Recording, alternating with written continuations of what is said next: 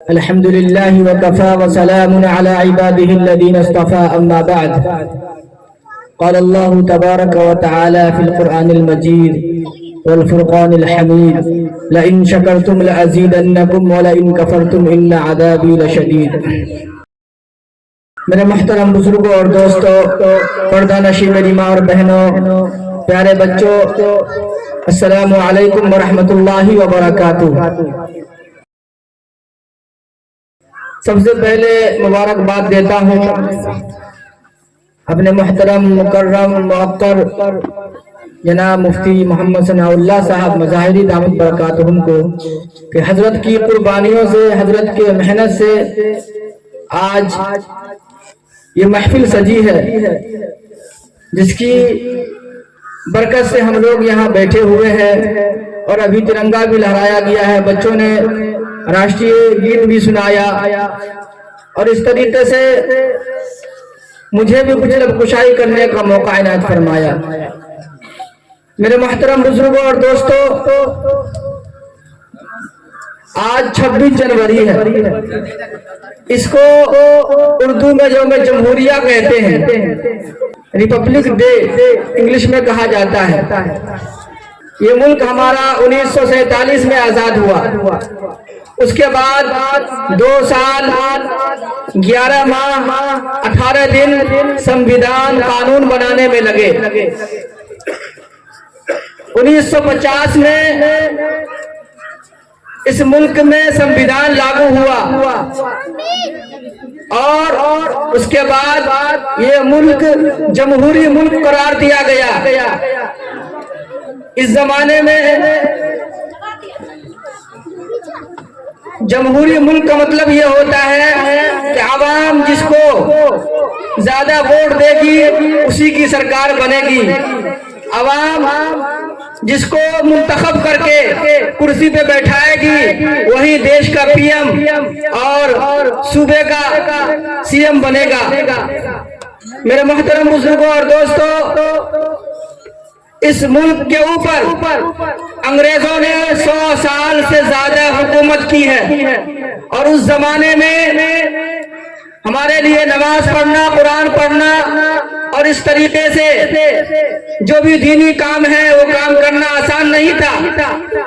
ہمارے علماء کرام نے، بزرگان دین نے، اسلاف رحمہم اللہ نے اپنی جان، مال، اولاد کی قربانیاں دی ہے، جس کی وجہ سے یہ ملک انگریزوں کے چنگل سے آزاد ہوا.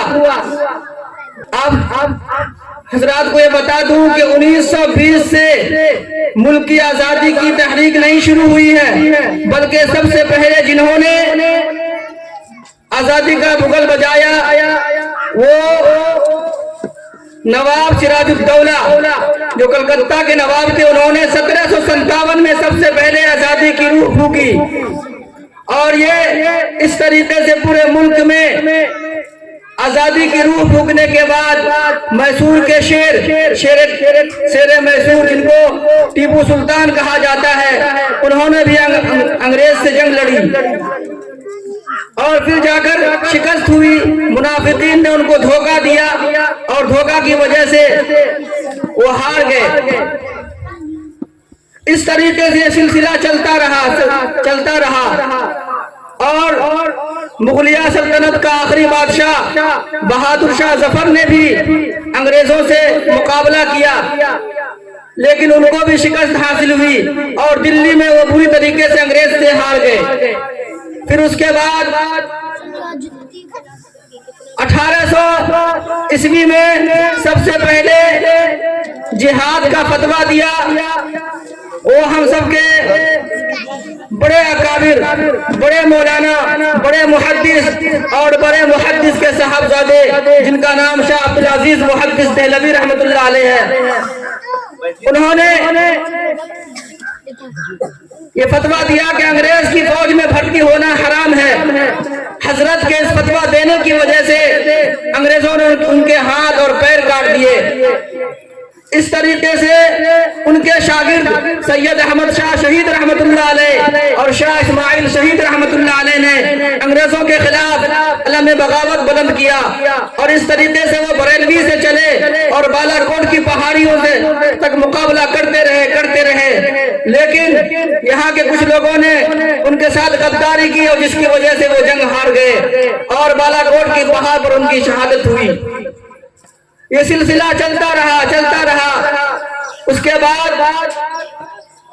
1857 میں پانی پت میں ایک لڑائی ہوئی، جس میں تقریباً 2 لاکھ مسلمان شریک ہوئے تھے، اور اس طریقے سے سبوں نے ایک جٹ ہو کر، متحد ہو کر اور انگریزوں سے لڑائی شروع کی۔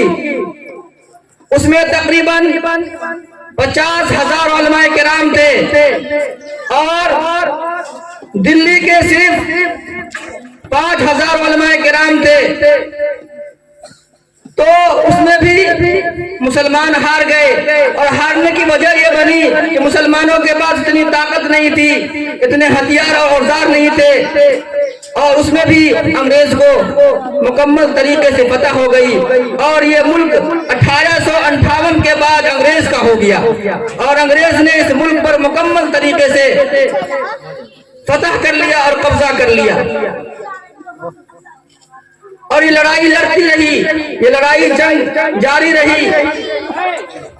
پانی پت کی لڑائی میں بڑے علماء کرام، مولانا امداد اللہ مہاجر مکی رحمت اللہ علیہ، حافظ زامن شہید رحمت اللہ علیہ، مولانا قاسم نانوتوی رحمت اللہ علیہ، رشید احمد گنگوہی رحمت اللہ علیہ، اور اس طریقے سے ان کے ساتھی حضرات نے مل کر جنگ آزادی لڑی۔ اس طریقے سے مسلمانوں نے اس دیش کے لیے خون بہایا ہے، مسلمانوں نے اپنے بچوں کو قربان کیا ہے، مسلمانوں نے جان مال دھن دولت سب کو لٹا دیا ہے، تب جا کر یہ ملک آزاد ہوا۔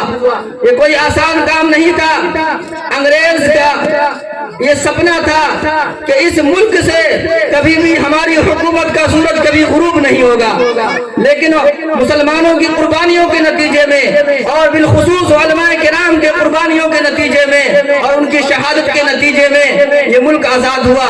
آپ کو بتا دوں کہ دلی کی چاندنی چوک سے لے کر لاہور اور پشاور تک کوئی ایسی درخت باقی نہیں تھی کہ جس درخت پر علماء کرام کی گردنیں لٹکی ہوئی ہو۔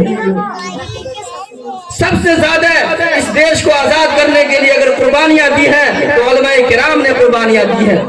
اس کے بعد ایک شخص آتا ہے جن کو شیخ الہند محمود الحسن دیوبندی کہا جاتا ہے، ان کے شاگرد مولانا حسین احمد مدنی، مولانا عبید اللہ سندھی، مولانا ابوالکلام آزاد، اور اس طریقے سے نہ جانے کیسے بزرگان دین اولیاء کرام جنہوں نے انگریزوں کے خلاف جنگ آزادی لڑی، اور پھر جا کر یہ ملک آزاد ہوا۔ یہ اللہ کا شکر ہے کہ ہمارے علماء کرام اور بزرگان دین کے نتیجے میں، قربانیوں کے نتیجے میں یہ ملک آزاد ہوا،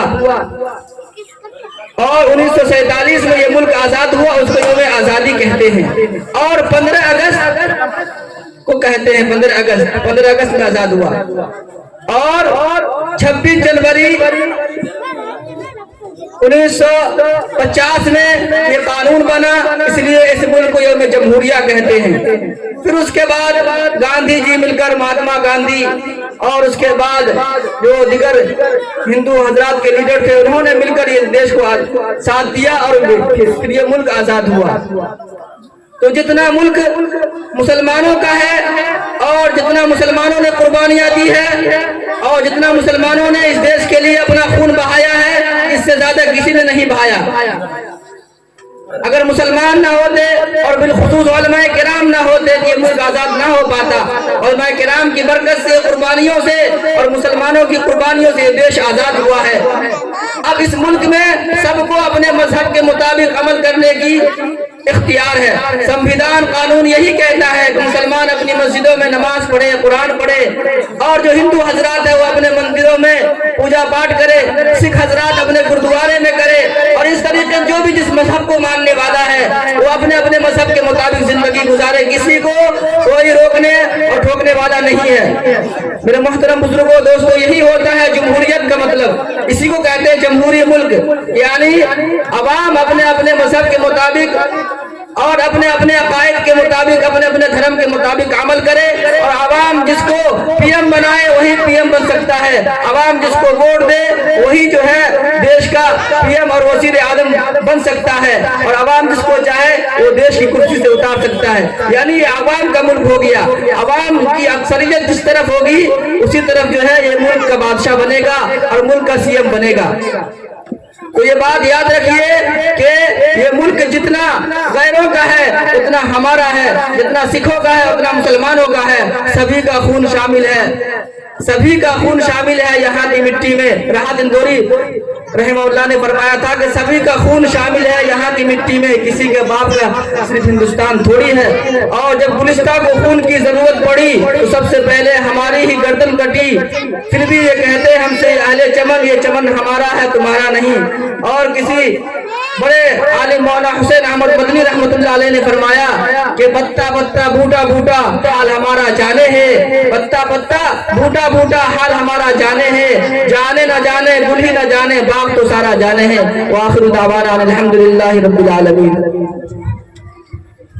ماشاءاللہ، بہت ہی خوبصورت انداز میں بہت اچھی باتیں بتلائی ہیں۔ یقینی بات ہے تاریخ کو کوئی فراموش نہیں کر سکتا، جتنا ہمارے اکابرین امت نے، ہمارے قوم کے لوگوں نے جتنا خون بہایا اس ملک کے لیے، اتنا غیروں کا پسینہ بھی نہیں بہا، اتنا غیروں کا پسینہ بھی نہیں بہا جتنے ہمارے قوم کے لیڈروں نے، اکابرین امت نے اس ملک کی آزادی کے لیے اپنا خون بہایا۔